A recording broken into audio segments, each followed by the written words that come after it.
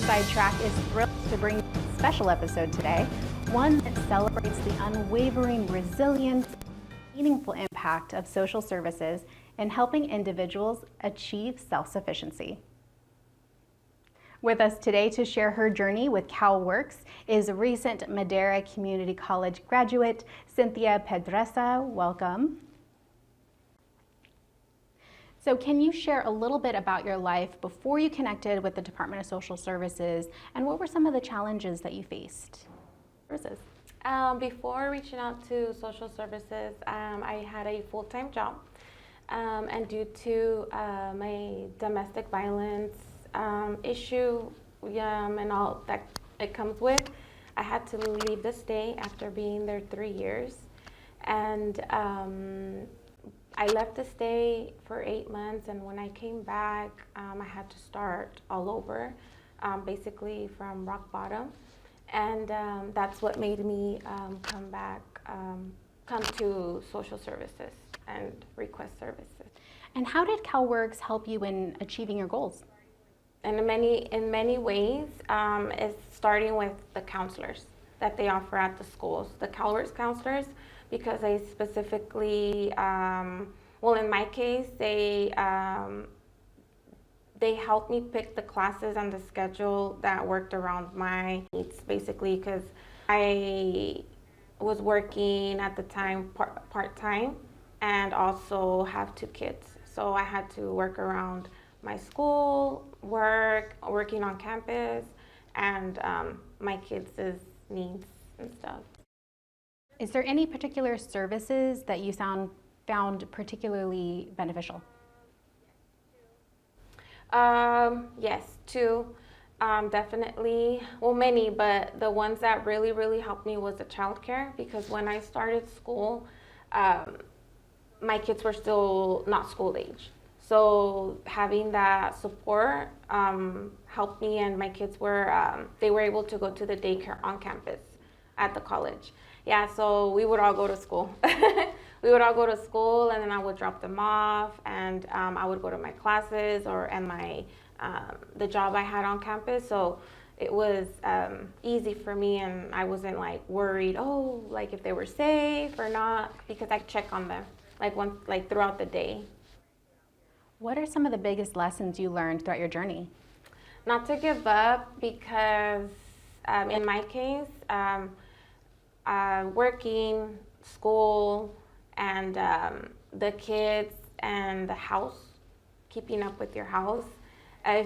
Like for me, if my house or my apartment, you could say, if I didn't have laundry or food or any the basic needs, I couldn't function. Like my day wouldn't function, because those are needs that, and it was either like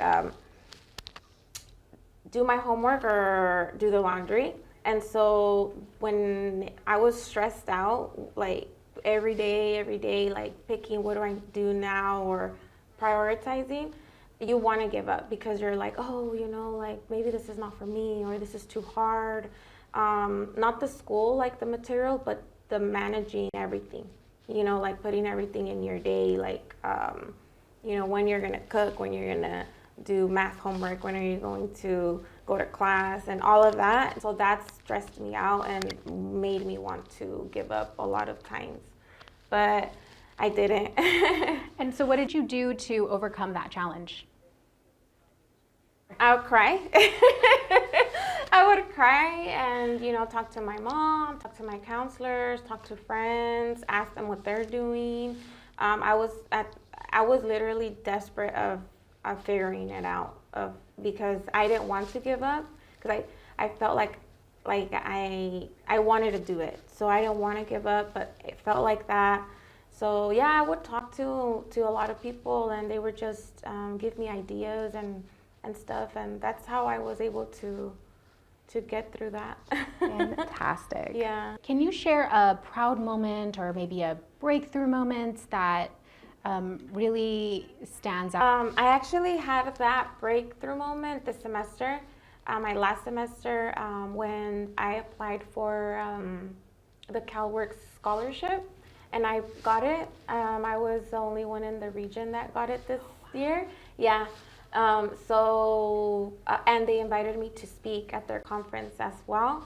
So that kind of motivated me, because at the conference, when I was listening to everyone speak, and then I spoke. My kids spoke, Aww. and the audience, like, so they give the opportunity for anyone to speak, and my kids wanted to comment, and they basically, something they've never told me, but they told everybody there, that that they see how hard I'm working, and everything, that how they see the struggle of me doing this, trying to be a provider and also raising them. And to me, that it motivated me more, because it's like, okay, I'm doing this for them, because this is all for them, right? And so I was like, oh, like, it's working, That's perfect. Yeah. You are visually seeing that because your hard for a work is long paying off. time I was very stuck in, like, am I going to finish? Because it took me 7 years. It took me 7 years to finish, because of all the obstacles, and emotionally too. Like, I was, you could say, it was holding me back, like a lot of things I was working on. What would you say to others who maybe are facing similar difficulties and maybe are a little hesitant to reach out? I can advise to always reach out. And I'm going to give you examples. Like, for example, when I was going through the domestic violence issue that I was dealing with every day at home, I hesitated for a long time to say something, because I was scared. I didn't know. But I knew that it wasn't right, and I didn't tell anybody, not even my family, for a long time. And when I decided to say something, I said something, and I was still worried, because I felt like I was in the spotlight. So, and because when you're feeling like that, it prevents you from reaching out, right? Because you don't want more attention, because that's how you feel. And so, just reach out and don't think about it twice. Like, just reach out. When it comes to school too, if you're like, I'm going to share something. There was a lot of times where I ran out of gas. I ran out of gas because it's so expensive. And like, I had to a few times be at work, go to school, then on top of that, go to all of my kids, both of my kids' activities, their school activities, their sports activities. Sometimes their sports were 2-3 hours away. So gas throughout the month was hard. So I would go into on campus at school, and I was part of the EOPS program. And I told them, like, hey, do you guys have gas cards? This is my situation, and stuff. And sometimes they were able to provide them, and sometimes they didn't. And if I wouldn't have, done that, then I don't know if I would have been able to get through that week. Does that make sense? Mm-hmm. And sometimes I was embarrassed to do that, and I would tell the counselor, I'm embarrassed, but I'm like, I can't stop doing this. Like, I have to take my kid here. I have to get to class and stuff like that. And so, yeah, they would give me a gas card. And so, because I spoke out, because I reached out for help, basically. Yeah, very important. Yeah. So finish this sentence. Because of CalWORKs, I am now. I have an associate's degree in mathematics. Congratulations. So I'm very proud of that. It took me a long time. So you're transferring to State College. What are you going to be majoring in, or have you not decided? I want to get a bachelor's in statistics. Oh. Yeah, so I'm going to continue my math career. So eventually I want to, my goal is to pursue a doctorate degree in mathematics and do research. But it's going to take me a long time. Well, good luck with your journey. Yeah. It sounds very exciting, and congratulations on all of your achievements. Thank you. Thank you for joining us. Stories like Cynthia's highlight the importance of programs like CalWORKs and Welfare to Work and helping individuals build brighter futures.